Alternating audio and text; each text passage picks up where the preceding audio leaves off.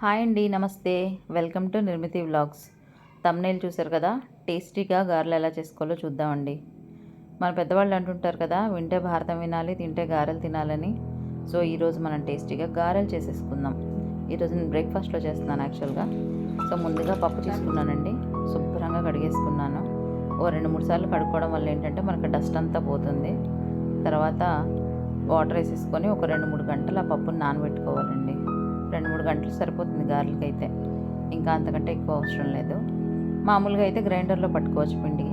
మనకి గారెలు మెత్తగా సాఫ్ట్గా రావాలి అంటే గ్రైండర్లో పట్టుకుంటే సరిపోద్ది. కానీ మాకేంటంటే క్రిస్పీగా కావాలి, మా ఇంట్లో పిల్లలకి క్రిస్పీగా ఇష్టం. అందుకని నేను మిక్సీ జార్లోనే పడతానండి పిండి. ఇలా పిండి పట్టేటప్పుడు కొద్దిగా అల్లం ముక్కలు, కొంచెం పచ్చిమిర్చి, కొద్దిగా కరివేపాకు వేసి పట్టేస్తానండి నేను. ఇవి మనం పిండి పట్టిన తర్వాత కూడా సన్నగా తరుక్కొని కలుపుకోవచ్చు, కానీ అలా చేస్తే ముక్కలు తగులుతూ ఉంటే మా పిల్లలు తినరండి. అందుకని నేను ముందుగా పిండి పట్టేటప్పుడే వేసేస్తాను ఇలాగా.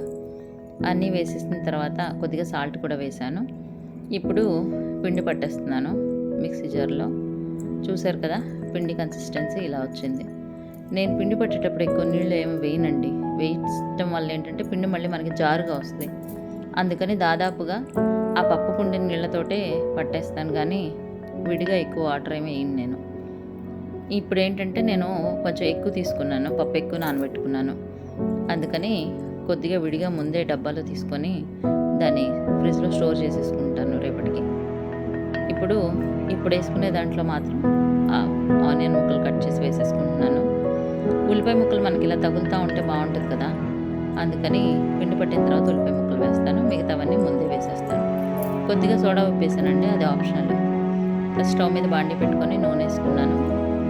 నూనె కాగిన తర్వాత ముందు కొద్దిగా నూనె కాగిందా లేదో చూడడానికి కొద్దిగా వేసాను, కాగిపోయింది. ఇప్పుడు గారెలు వేస్తున్నాను. సో ఈ గారెలు ఇలాగా చేతితోటైనా వేసుకోవచ్చు మనం.